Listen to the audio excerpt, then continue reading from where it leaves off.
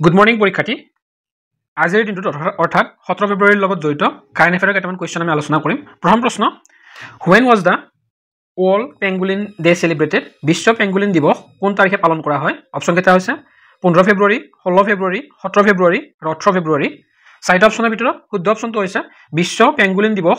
পালন কৰা হয় 17 ফেব্ৰুৱাৰী তাৰিখে অপশ্যন চি হৈছে শুদ্ধ উত্তৰ তাৰে পিছৰ প্ৰশ্ন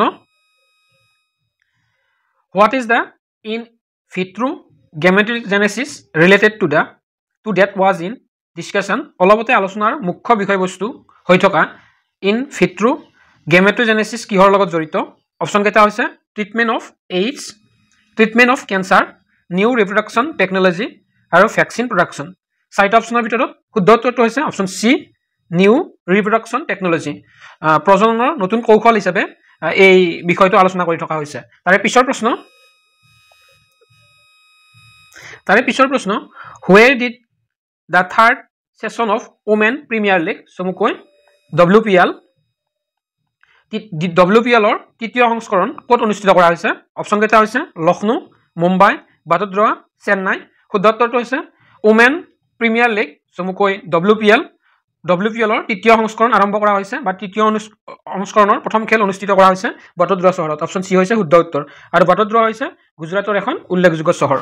তাৰে পিছৰ প্ৰশ্ন হু ডিসকভাৰ্ড দ্য আইনষ্টাইন ৰিঙৰ আৱিষ্কাৰ কোনে কৰিছিল বা কোনটো স্পেচ এজেন্সিয়ে কৰিছে অপশ্যন কেইটা হৈছে ইএছএ নাসা জেএএক্সএ আৰু ৰছকমছ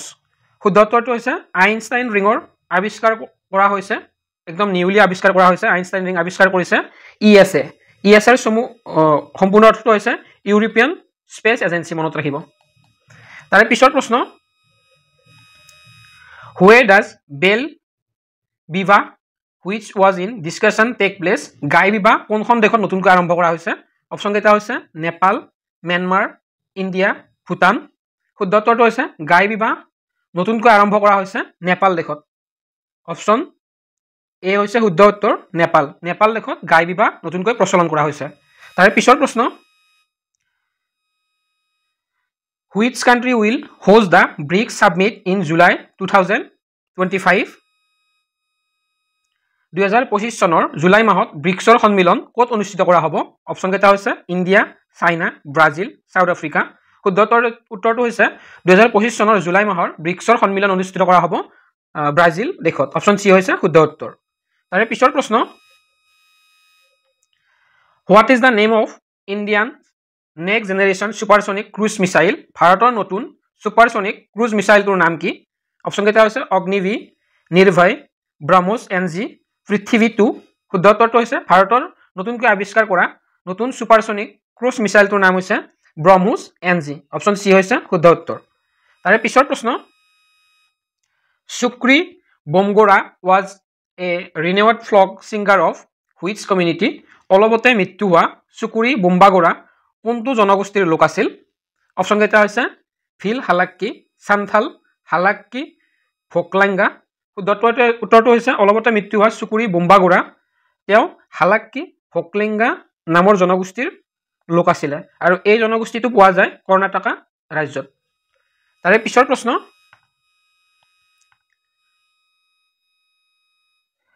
Which country is hosting the first regional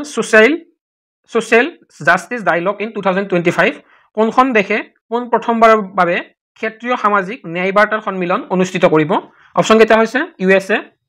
India China Japan শুদ্ধ উত্তৰটো হৈছে অপশ্যন বি ইণ্ডিয়া ভাৰতে কোন প্ৰথমবাৰৰ বাবে ক্ষেত্ৰীয় সামাজিক ন্যায় বাৰ্তাৰ সন্মিলন অনুষ্ঠিত কৰিব তাৰে পিছৰ প্ৰশ্ন Which Indian state has launched the Nodi Bandhan scheme নদী বন্ধন আঁচনি কোনখন ৰাজ্যই মুকলি কৰিছে অপশ্যন কেইটা হৈছে বিহাৰ ৱেষ্ট বেংগল আসাম শুদ্ধ উত্তৰ হৈছে নদী বন্ধন আঁচনি মুকলি কৰিছে ৱেষ্ট বেংগল ৰাজ্যই অপশ্যন বি হৈছে শুদ্ধ উত্তৰ ৱেষ্ট বেংগল ৰাজ্যই নদী বন্ধন নামৰ নতুন আঁচনি লঞ্চ কৰিছে তো আজিৰ ভিডিঅ'টোৰ ইমানখিনি আছিল ধন্যবাদ